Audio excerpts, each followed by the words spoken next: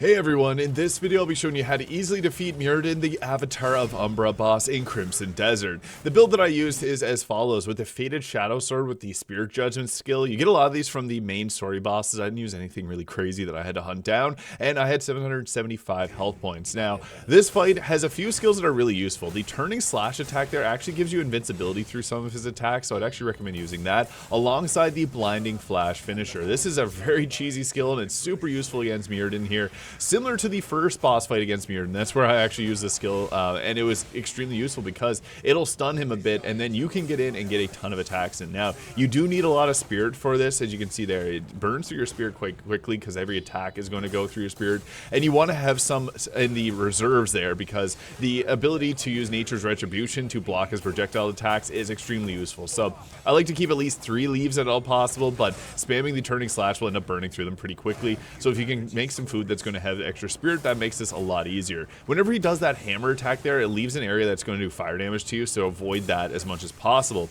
He has a few different attacks that are not even possible to parry, so for the most part I found dodging worked really great. Now this attack here is extremely annoying. You'd want to use the Nature's Retribution here, so that's pressing both control sticks and rotating your right control stick. You do have to have the skill unlocked, and it's extremely useful in this boss fight, as it is with many different boss fights. Now, here's the stupid hammer attack. I was using the blinding flash finisher, which does let you get out of the attack, which is nice. So you can use that as kind of like a get out of jail free card because it's going to give you a good amount of damage, but it slows down time and lets you dodge, so that's very useful in this fight.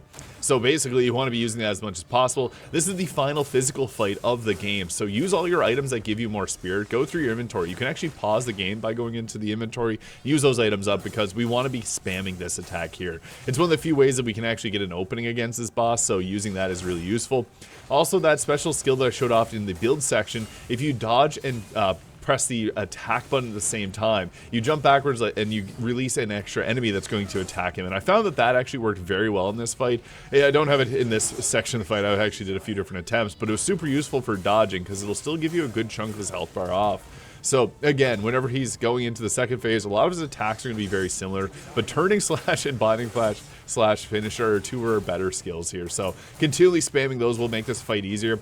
He does have some new attacks in the second phase where he'll do like the light beam attacks, so those are pretty well telegraphed. It'll show you exactly on the ground where to go. This attack here, you just need to get away from him because he's going to follow this up with the final attack there, leaving some rock shooting on the ground, which has an extended reach to it. But as long as we're trying to get in close, dodging to the backside of him works really well too. And this attack here, you can use the Nature's Retribution. So again, both control sticks, rotate your right control stick. It's really hard to hit him with this, but you're going to stop all these projectiles which would otherwise take you out.